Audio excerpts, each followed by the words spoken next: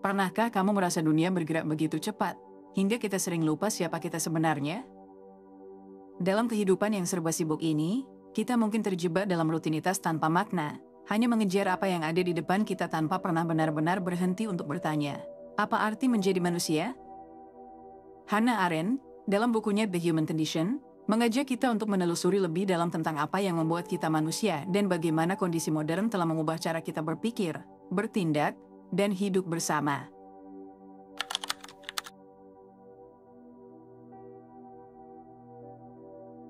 The Human Condition adalah salah satu karya besar yang ditulis oleh Hannah Arendt pada tahun 1958 yang mendalami kehidupan manusia di dunia modern. Arendt, seorang filsuf terkemuka yang banyak dikenal karena pemikirannya tentang totalitarianisme, politik, dan kebebasan, menulis buku ini saat dunia baru pulih dari Perang Dunia Kedua. Perang yang membawa kehancuran besar ini mengubah tidak hanya wajah politik global, tetapi juga cara manusia hidup dan berinteraksi. Dalam karya ini, Arendt menangkap perubahan fundamental yang terjadi di masyarakat, perubahan yang memengaruhi bagaimana kita memandang diri sendiri sebagai makhluk sosial. Bagi Arendt, kemajuan teknologi, industrialisasi, dan kebangkitan ideologi politik besar telah menciptakan tantangan baru bagi eksistensi manusia. Dia melihat bagaimana aktivitas sehari-hari, ruang publik, dan ruang pribadi mulai berubah. Di masa sebelumnya, ada batasan jelas antara ruang publik dan privat. Namun, dalam masyarakat modern, batasan itu menjadi kabur.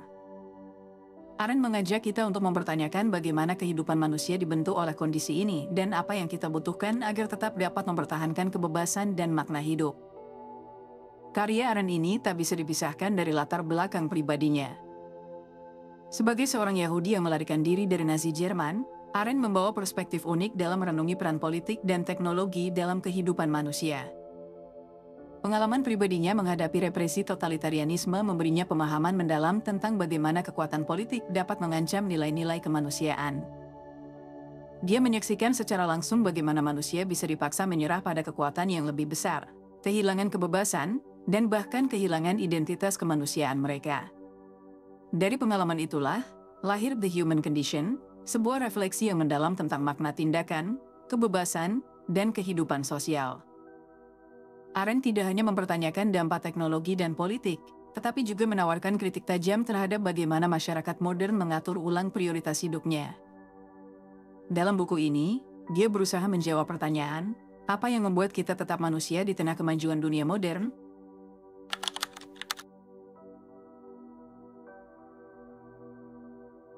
Dalam The Human Condition, Hannah Arendt membagi aktivitas manusia ke dalam 3 kategori besar: kerja, karya, tindakan.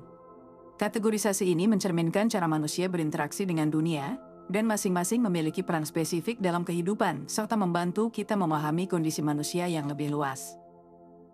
Mari kita telah satu persatu kategori ini untuk mendapatkan gambaran bagaimana Arendt memahami dinamika kehidupan manusia.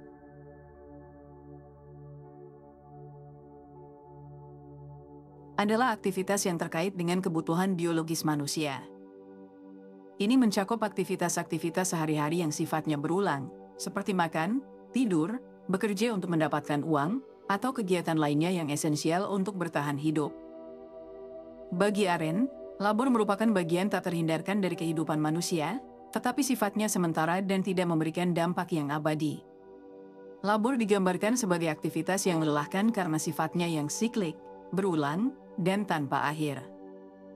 Kamu mungkin pernah merasakan terjebak dalam rutinitas yang monoton, bangun setiap hari untuk melakukan pekerjaan yang sama tanpa ada rasa pencapaian yang mendalam. Itulah contoh dari labor menurut Arendt. Ia melihat labor sebagai sesuatu yang penting untuk keberlangsungan hidup manusia, tetapi tidak membawa makna yang mendalam dalam kehidupan yang lebih luas. Dalam masyarakat modern, banyak dari kita yang terjebak dalam pola labor yang tak berujung. Kehidupan seringkali terfokus pada bagaimana kita dapat bertahan hidup dan mencukupi kebutuhan dasar. Dalam konteks ini, labor lebih bersifat privat, karena aktivitas-aktivitas ini tidak memiliki relevansi besar di ruang publik. Meskipun labor sangat penting, Arendt percaya bahwa manusia tidak seharusnya hanya terpaku pada aktivitas ini. Kehidupan yang sepenuhnya terserap oleh labor, menurutnya, adalah kehidupan yang miskin akan kebebasan dan makna.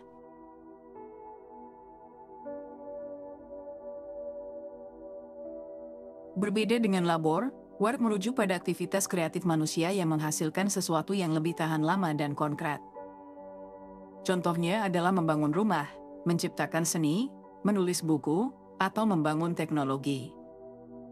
Work melibatkan penciptaan dunia buatan manusia, dunia yang berfungsi sebagai tempat di mana kita hidup dan berkembang.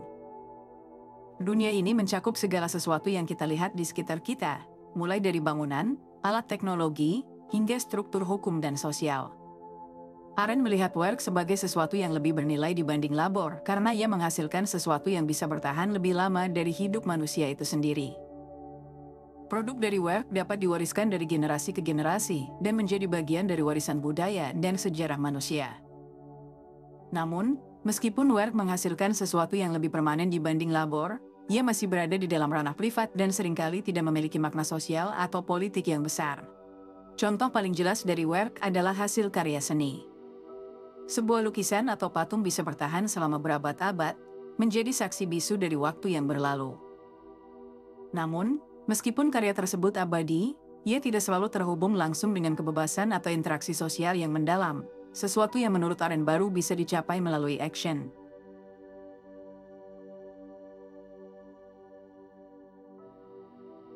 Di puncak hierarki aktivitas manusia menurut Arendt adalah action atau tindakan. Ini adalah tingkat tertinggi dari aktivitas manusia, karena action adalah bentuk nyata dari kebebasan dan pluralitas. Action melibatkan manusia dalam ruang publik, di mana mereka bisa berinteraksi, berbicara, dan bertindak bersama untuk mengubah dunia. Ini bukan hanya tentang keberadaan fisik, tetapi juga tentang bagaimana manusia mengekspresikan kebebasan mereka melalui interaksi dengan orang lain. Bagi Arendt, action adalah esensi dari politik dan kebebasan. Ketika seseorang berpartisipasi dalam debat publik, demonstrasi, atau bahkan dalam percakapan yang memperdebatkan isu-isu penting, mereka sedang melakukan action. Tindakan ini berbeda dari labor dan work karena action tidak menghasilkan sesuatu yang konkret atau material, tetapi menghasilkan perubahan sosial dan politik.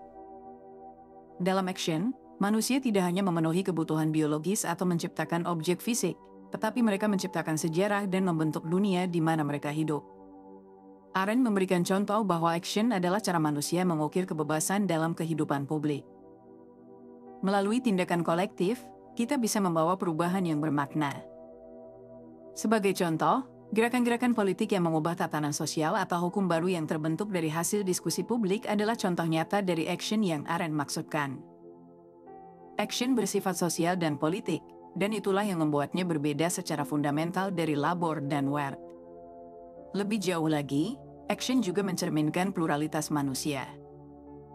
Setiap tindakan dalam ruang publik melibatkan lebih dari satu individu, dan kebebasan sejati hanya bisa ditemukan dalam kebersamaan dengan orang lain. Dengan berinteraksi, kita tidak hanya mengekspresikan diri, tetapi juga mendengar dan dipengaruhi oleh orang lain, yang pada gilirannya memperkaya tindakan kita. Arendt melihat bahwa dunia modern menghadapi tantangan besar dalam hal pluralitas dan kebebasan.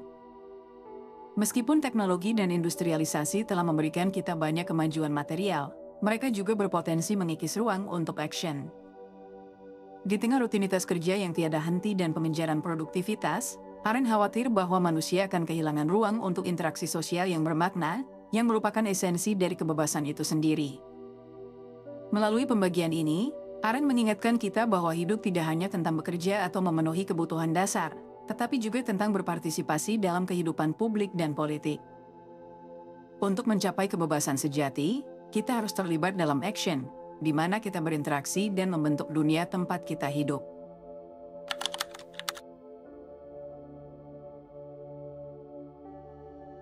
Hannah Arendt memperkenalkan dua konsep penting dalam The Human Condition yang menjadi dasar pemikirannya tentang kehidupan manusia, vita activa dan vita contemplativa.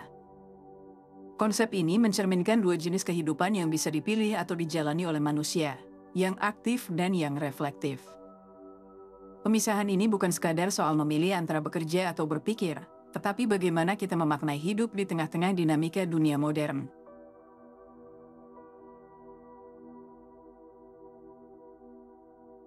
Vita activa adalah kehidupan yang aktif, dan ini mencakup 3 aktivitas utama yang sudah dibahas sebelumnya: kerja, karya, dan tindakan.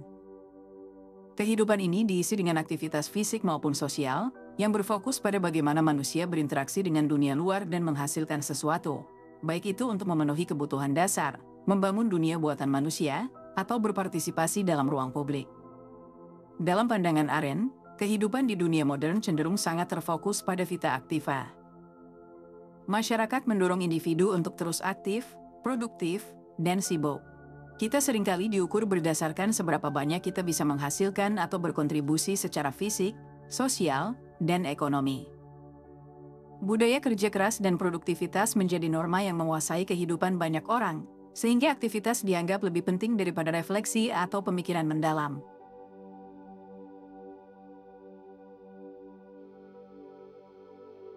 Di sisi lain, ada vita contemplativa, yaitu kehidupan yang lebih fokus pada pemikiran, perenungan, dan refleksi. Kehidupan ini adalah tentang berpikir, merenung, dan memahami. Jika vita activa adalah dunia tindakan dan penciptaan, maka vita contemplativa adalah dunia pemikiran yang mendalam, di mana manusia berusaha memahami makna dari semua aktivitas yang mereka lakukan. Vita contemplativa adalah kehidupan yang menghargai ketenangan, keheningan, dan pemikiran kritis. Ini adalah cara manusia untuk mundur sejenak dari hiruk-pikuk dunia luar dan merenungkan apa yang sebenarnya sedang terjadi. Di zaman Yunani kuno, kehidupan ini dianggap sebagai puncak kebahagiaan atau kebajikan, di mana para filsuf seperti Plato dan Aristoteles mendedikasikan hidup mereka untuk mencari kebijaksanaan melalui pemikiran dan perenungan. Namun, Arendt berpendapat bahwa dalam masyarakat modern, vita contemplativa seringkali diabaikan dan terpinggirkan. Dunia kita saat ini lebih menekankan vita activa, di mana nilai seseorang seringkali diukur berdasarkan produktivitas, bukan pada seberapa dalam ia berpikir atau merenung. Akibatnya, banyak orang tidak lagi memiliki waktu untuk berpikir secara mendalam, apalagi untuk merenungkan makna dari apa yang mereka lakukan.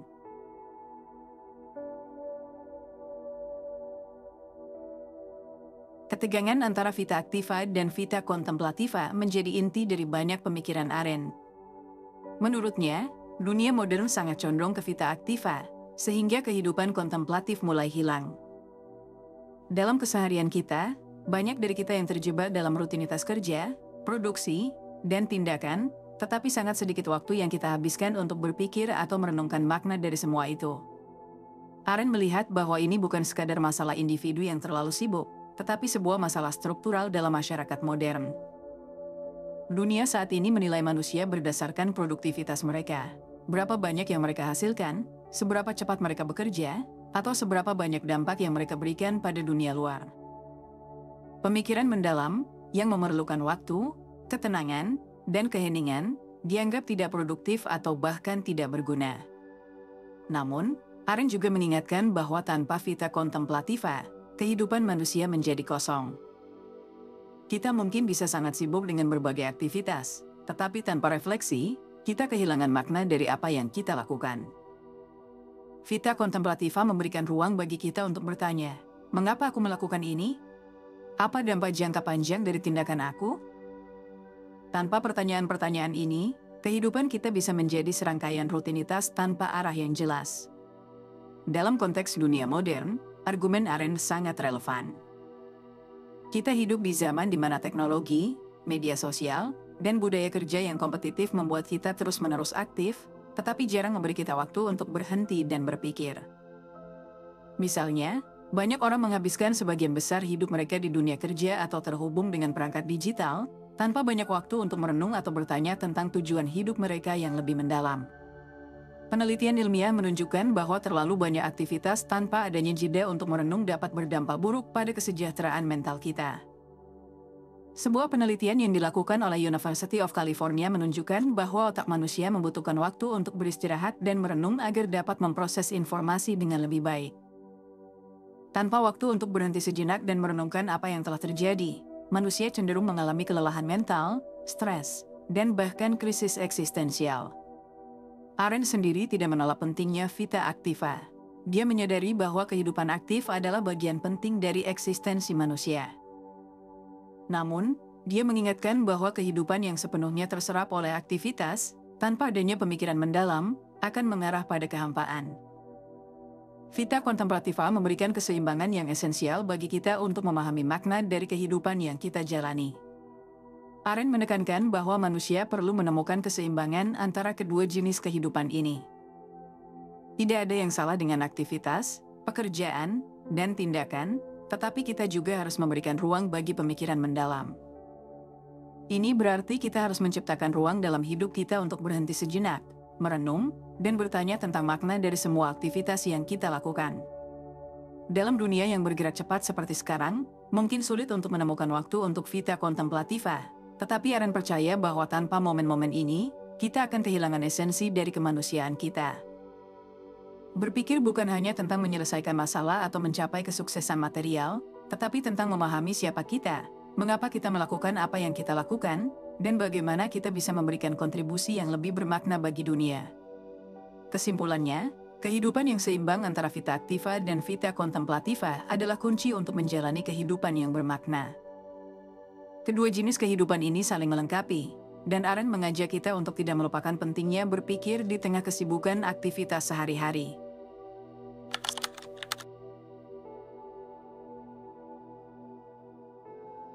Salah satu ide terpenting yang dibahas Hannah Arendt dalam The Human Condition adalah perbedaan antara kehidupan publik dan privat. Menurut Arendt, kedua aspek ini sangat penting dalam memahami eksistensi manusia, terutama dalam konteks bagaimana kita menjalani hidup kita di dunia modern. Kehidupan publik dan privat tidak hanya mencerminkan tempat di mana kita beraktivitas, tetapi juga mencerminkan cara kita memahami kebebasan, makna, dan identitas kita sebagai manusia. Dalam pandangan Arendt, kehidupan publik adalah ruang di mana manusia bisa menjadi benar-benar bebas. Di ruang publik, kita dapat bertindak bersama-sama dengan orang lain dan menciptakan makna melalui interaksi sosial. Disinilah manusia tidak hanya bekerja atau bertahan hidup, tetapi juga bertindak dalam pengertian yang lebih mendalam. Tindakan di ruang publik melibatkan kebebasan dan pluralitas, di mana setiap individu berkontribusi pada diskusi, debat, dan kolaborasi untuk membentuk kehidupan bersama. Ruang publik ini tidak terbatas pada arena politik formal seperti parlemen atau majelis. Bagi Arendt, ruang publik bisa berupa forum terbuka di mana orang-orang berkumpul untuk berdiskusi dan bertukar pandangan secara bebas. Di sini, kebebasan bukan hanya kebebasan untuk bertindak, tetapi juga kebebasan untuk berinteraksi dengan orang lain, menyampaikan pendapat, dan mendengar perspektif orang lain. Kebebasan sejati, menurut Arendt, hanya bisa ditemukan melalui partisipasi dalam kehidupan publik yang dinamis dan penuh interaksi. Namun, di dunia modern, ruang publik seperti ini semakin menyempit. Banyak orang memilih untuk menarik diri dari partisipasi aktif dalam ruang sosial dan politik. Mereka lebih memilih untuk mengisolasi diri di kehidupan privat, menjaga jarak dari interaksi sosial yang lebih besar. Arendt melihat ini sebagai salah satu masalah terbesar dalam masyarakat modern. Kita semakin kehilangan ruang di mana kita bisa bertindak dengan bebas dan menciptakan makna bersama. Di sisi lain, kehidupan privat adalah ruang di mana manusia dapat merasa aman dan terlindungi dari dunia luar. Dalam kehidupan privat, kita bebas dari tekanan sosial, politik, dan tuntutan ruang publik. Ini adalah ruang yang sangat penting untuk kenyamanan pribadi, di mana kita bisa mengatur ulang diri kita dan menyeimbangkan kehidupan kita setelah terpapar pada tuntutan dunia luar. Bagi Arendt, kehidupan privat penting untuk memberikan perlindungan dari dunia publik yang penuh dengan konflik, ekspektasi, dan pengawasan. Namun, di saat yang sama, kehidupan privat juga memiliki keterbatasannya. Di ruang privat, manusia tidak bisa mencapai kebebasan sejati seperti yang bisa mereka capai di ruang publik. Kehidupan privat lebih berfokus pada kebutuhan dasar manusia seperti kerja dan reproduksi, sementara kebebasan manusia yang lebih besar hanya bisa ditemukan dalam kehidupan publik, di mana manusia dapat berinteraksi dengan orang lain dan bertindak secara bebas. Arendt juga menyatakan bahwa kehidupan privat cenderung lebih individualistik, di mana manusia lebih berfokus pada kepentingan diri sendiri dan tidak terlalu terlibat dalam persoalan sosial yang lebih luas. Ini menyebabkan pengasingan dari realitas sosial dan politik.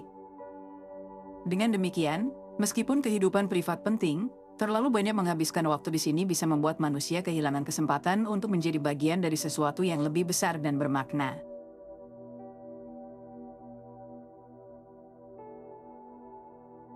Arendt memperingatkan bahwa dalam dunia modern, ruang publik semakin tergerus. Banyak faktor yang berkontribusi pada fenomena ini, termasuk globalisasi, kemajuan teknologi, dan individualisme yang semakin kuat.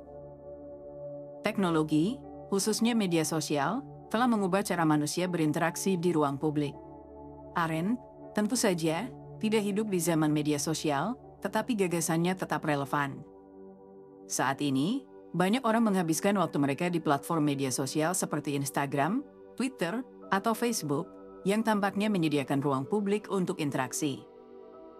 Di satu sisi, media sosial memang membuka peluang bagi manusia untuk berinteraksi dengan orang-orang dari seluruh dunia, berbagi ide, dan berdiskusi.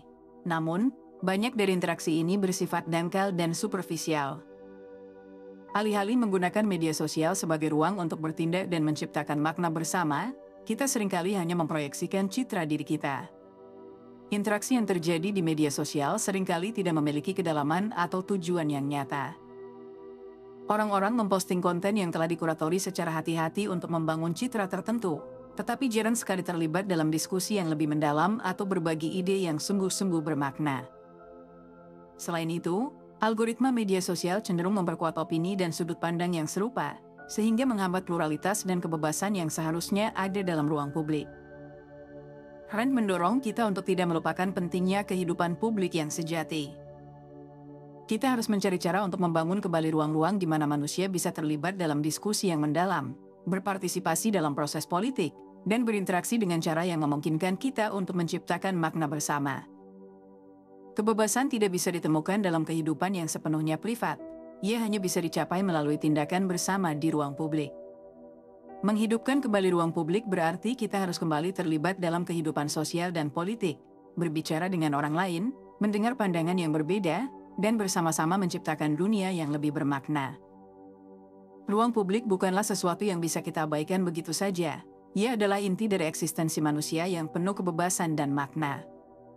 Dalam konteks modern, kita perlu mempertimbangkan bagaimana kita menggunakan teknologi dan media sosial. Apakah kita menggunakannya untuk membangun kembali ruang publik yang sehat dan dinamis, atau justru membiarkan ruang tersebut terkikis oleh interaksi yang dangkal? Ini adalah tantangan besar yang dihadapi oleh masyarakat modern, dan Arendt memberikan wawasan yang sangat berharga dalam menghadapi dilema ini.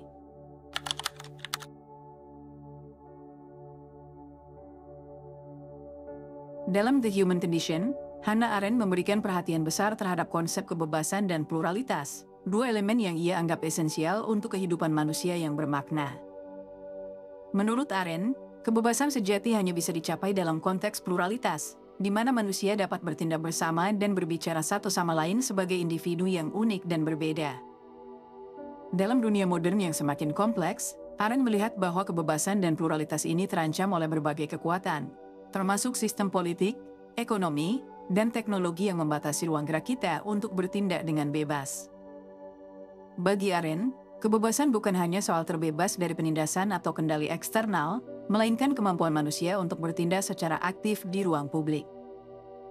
Kebebasan ini lebih dari sekadar kebebasan individu untuk memilih apa yang akan mereka lakukan dalam kehidupan privat mereka. Kebebasan sejati, menurut Arendt, adalah kebebasan untuk bertindak dalam arti yang lebih luas, bertindak secara politis, berpartisipasi dalam proses sosial, dan terlibat dalam dialog yang bermakna dengan orang lain. Di ruang publik, kebebasan ini terlihat ketika manusia dapat mengemukakan pendapatnya tanpa takut akan pembalasan atau penindasan. Kebebasan ini juga melibatkan kebebasan untuk berbeda. Arendt percaya bahwa hanya dengan adanya pluralitas, keberadaan banyak suara, sudut pandang, dan identitas yang beragam, kita bisa benar-benar memahami dan menjalankan kebebasan. Pluralitas ini menciptakan dinamika interaksi yang sehat di mana berbagai ide dapat saling bertukar, berdebat, dan membentuk makna baru. Namun, di dunia modern, kebebasan semacam ini semakin sulit ditemukan. Sistem sosial dan ekonomi telah membentuk kehidupan kita sedemikian rupa, sehingga kebanyakan orang merasa terjebak dalam rutinitas dan pekerjaan yang monoton. Arendt melihat bahwa kehidupan modern cenderung mengalihkan manusia dari aktivitas yang bersifat politis dan sosial, mengarahkan mereka untuk lebih fokus pada kerja atau labor, yang meskipun penting untuk keberlangsungan hidup, seringkali menghalangi mereka untuk terlibat dalam tindakan yang lebih besar dan bermakna. Arendt menekankan bahwa pluralitas adalah esensi dari kehidupan politik yang sehat. Pluralitas berarti keberadaan banyak individu yang unik, dengan pandangan, ide, dan sudut pandang yang berbeda-beda. Disinilah letak kekuatan kehidupan publik. Melalui perbedaan dan dialog antar individu yang berbeda, kita dapat menciptakan dunia yang lebih bermakna dan beragam. Namun, dunia modern seringkali tidak menghargai atau mendorong pluralitas ini. Dalam banyak masyarakat, ada kecenderungan untuk menyeragamkan pandangan dan nilai-nilai, baik melalui kontrol politik, ekonomi, atau media. Banyak orang merasa terjebak dalam struktur sosial yang membatasi mereka untuk berbicara dan bertindak dengan kebebasan penuh. Teknologi, meskipun memberikan kemudahan untuk terhubung dengan orang lain, juga seringkali memperkuat polarisasi, mempersempit ruang dialog yang sehat, dan menciptakan gelembung informasi di mana orang-orang hanya mendengar pendapat yang sejalan dengan keyakinan mereka. Arendt berpendapat bahwa tanpa pluralitas, kebebasan menjadi tidak bermakna. Jika semua orang dipaksa untuk berpikir dan bertindak dengan cara yang sama, tidak ada ruang untuk kebebasan sejati. Pluralitas memungkinkan perbedaan pendapat dan debat yang sehat, yang pada gilirannya memunculkan kreativitas dan perubahan sosial. Dalam kehidupan politik yang sehat, pluralitas harus dirayakan dan dipertahankan, bukan dihilangkan atau diabaikan. Di dunia modern yang semakin kompleks, manusia seringkali menghadapi tantangan dalam menemukan dan mengekspresikan identitas mereka. Dengan semakin sempitnya ruang publik dan tekanan untuk berkonformitas, banyak individu merasa sulit untuk menjadi diri mereka sendiri. Arendt percaya bahwa identitas seseorang terbentuk dan dinyatakan melalui tindakan dan interaksi di ruang publik. Identitas bukanlah sesuatu yang statis, melainkan sesuatu yang dibangun melalui interaksi sosial dan partisipasi dalam kehidupan politik. Namun, modernitas cenderung mengarahkan manusia ke dalam kehidupan yang semakin privat dan terisolasi. Ketika ruang publik semakin menyempit, individu kehilangan kesempatan untuk mengekspresikan identitas mereka secara bebas dan terbuka. Dalam masyarakat yang terlalu fokus pada produktivitas dan efisiensi, manusia seringkali hanya dipandang sebagai alat atau mesin yang menghasilkan sesuatu, bukan sebagai individu yang unik dengan pandangan dan suara yang berharga. Teknologi digital, terutama media sosial, telah memperkenalkan dinamika baru dalam penciptaan dan pengungkapan identitas. Di satu sisi, media sosial memungkinkan individu untuk mengekspresikan diri mereka dengan cara yang sebelumnya tidak mungkin. Namun, di sisi lain, media sosial seringkali mendorong representasi identitas yang superficial, identitas yang didasarkan pada bagaimana seseorang ingin dilihat oleh orang lain, bukan identitas yang terbentuk melalui tindakan nyata dan interaksi langsung di ruang publik. Ini adalah fenomena yang, menurut Arendt, semakin menjauhkan manusia dari kebebasan dan pluralitas sejati. Arendt melihat bahwa sistem politik, ekonomi, dan teknologi di dunia modern menciptakan struktur-struktur yang membatasi kebebasan manusia untuk bertindak.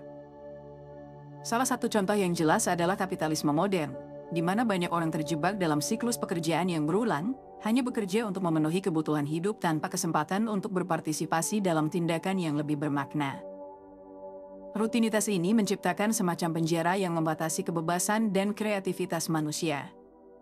Selain itu, globalisasi dan kemajuan teknologi telah menciptakan kekuatan sentralisasi yang seringkali mengabaikan pluralitas. Misalnya, keputusan-keputusan politik dan ekonomi yang berdampak luas seringkali dibuat oleh sekelompok kecil individu atau institusi, sementara sebagian besar masyarakat tidak memiliki suara dalam proses tersebut. Hal ini menciptakan ketimpangan kekuasaan yang menghalangi kebebasan dan partisipasi politik yang sebenarnya. Arendt menantang kita untuk memikirkan kembali cara kita hidup di dunia modern. Dia mendorong kita untuk mencari kembali kebebasan dan pluralitas yang telah hilang. Ini berarti menciptakan ruang-ruang di mana manusia dapat bertindak secara bebas, berbicara satu sama lain, dan mengekspresikan identitas mereka tanpa rasa takut atau tekanan untuk berkonformitas. Ini juga berarti menghargai pluralitas dalam segala bentuknya, dari perbedaan pendapat hingga perbedaan budaya, dan memahami bahwa perbedaan inilah yang membuat kehidupan publik menjadi bermakna. Jadi, apa yang bisa kita pelajari dari Hannah Arendt? The Human Condition mengajarkan kita bahwa kehidupan manusia lebih dari sekadar rutinitas sehari-hari. Arendt mengingatkan kita bahwa kebebasan dan makna hidup hanya dapat ditemukan ketika kita bertindak di antara orang lain, dalam ruang publik yang memungkinkan pluralitas dan kebebasan. Jika kita ingin menemukan makna yang lebih dalam hidup kita harus berani melangkah keluar dari rutinitas, bertindak, dan menciptakan dunia yang lebih baik bersama-sama. Terima kasih sudah menemani dari awal sampai akhir, dan terima kasih buat kalian yang udah selalu dukung aku. Kalau kalian ada ide pembahasan buku selanjutnya, jangan lupa komen di bawah. Lalu like dan subscribe untuk lebih banyak pembahasan buku yang bisa merubah cara pandangmu terhadap dunia.